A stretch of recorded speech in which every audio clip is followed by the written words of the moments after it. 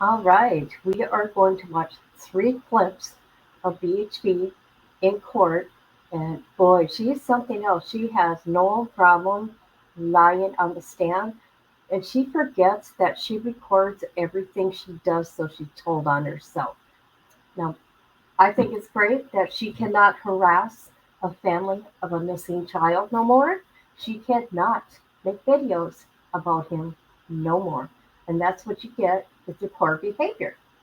So let's watch this.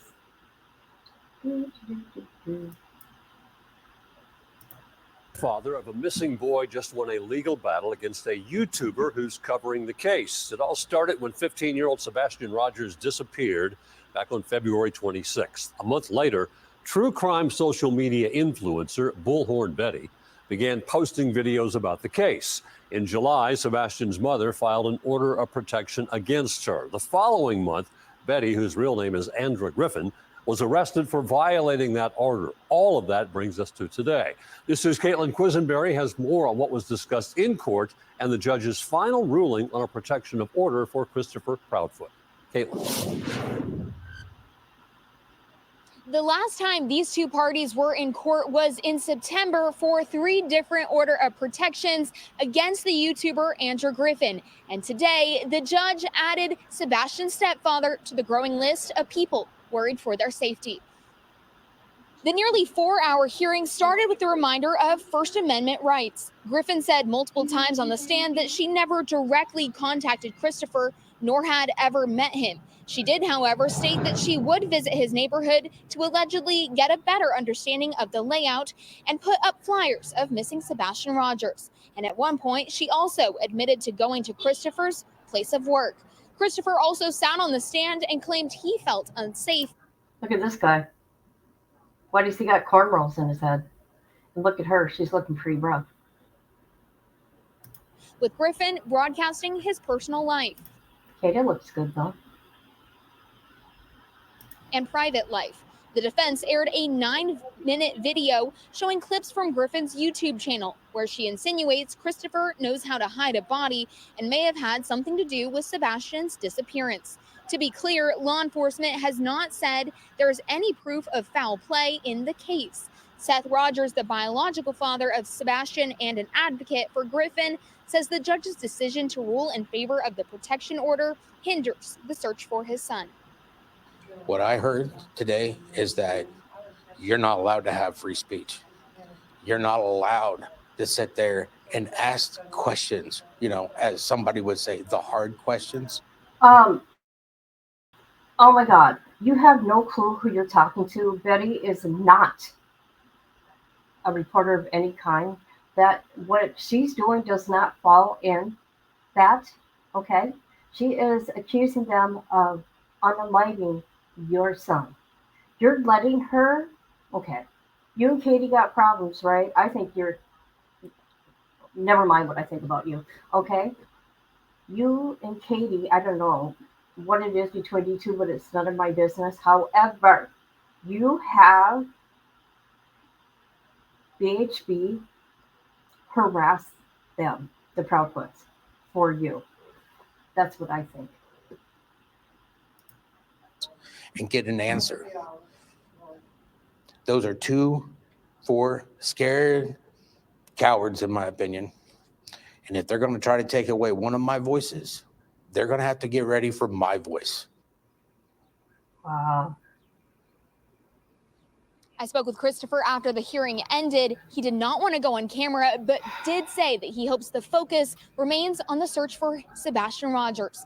And Griffin will be back in court on November 20th for 6 counts of a violation of protection orders in Gallatin. Okay, that's one. Let's look at the other two. Hold on a minute.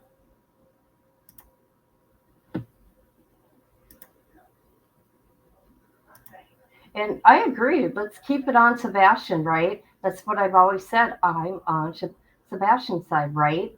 But I don't understand the dad um, caring about this like he is. Okay, there was 3 of them. Where's the other one? Okay, let's just do this here real quick, like, okay. Maybe it's a different news channel. I don't know. I know there's 3.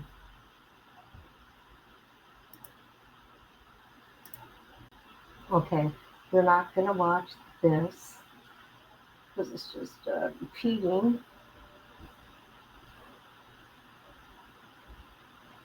Here we go.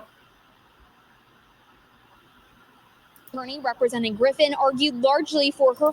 Look at her now. This is what happens. This is what happens. First Amendment rights. Griffin said multiple times on the stand that she never directly contacted Christopher, nor had ever met him. She did, however, state that she would visit his neighborhood to allegedly get a better understanding of the layout and put up flyers of the missing teen. And at one point, she also admitted to going to Christopher's place of work. Christopher also sat on the stand and claimed he felt threatened by Griffin. After a 9-minute video showing statements and a repeated pattern of actions by Griffin from her YouTube channel, the judge said she was harassing Christopher and granted the order of protection. The judge cited the creation of a t-shirt with Christopher's face on it and the posting of flyers with the alleged intention of gaining attention from Christopher as the reasoning. States that she is an investigative journalist and that she reports on news and commentary. Somewhere along the line, this turned not into a pursuit to find Sebastian Rogers. It turned into a personal vendetta. You know, it's interesting that you came to Sumner County to help assist in finding Sebastian Rogers, but there's been really very little testimony by you of what you've done other than harass Ms. Proudfoot and Mr. and Ms. Bowersox. Griffin is due back in court on November 20th for 6 counts of violating a protection order. In Okay, there's another one, you guys. Let me find it. Give me a minute. All right, I found the other one. And harassed him and his family. The defense for Griffin argued for this First Amendment rights of the YouTuber, saying she expresses only her opinion and has covered multiple missing persons cases in a similar matter. Griffin testified several times, saying she never initiated direct contact with Christopher or had ever met him. In response, the prosecution submitted a 9-minute video as evidence of Griffin's prior YouTube videos. In one of the clips, you can see Griffin as she shares her opinion, saying she indicated Sebastian's mom and dad had the knowledge of how to dispose of a body.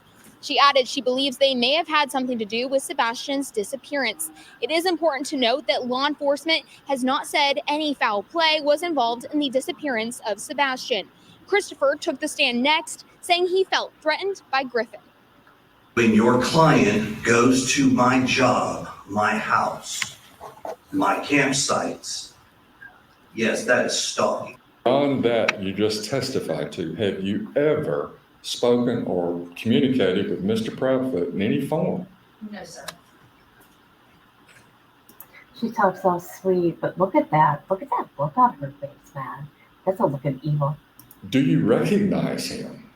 Only by interviews on media as well as alternative media. Are you talking about your interviews or other interviews? People. I've never met him in person. After an almost 4-hour hearing, the judge ruled in favor of Christopher Proudfoot's order of protection. At this time, Katie Proudfoot and Sebastian's step-grandparents have all obtained protection orders against the YouTuber. Now, the YouTuber is set to be back in court on November 20th for 6 counts of a protection order violation. In Gallatin, Caitlin Quisenberry. Jeez, that is crazy. Do you think that she's going to go to jail?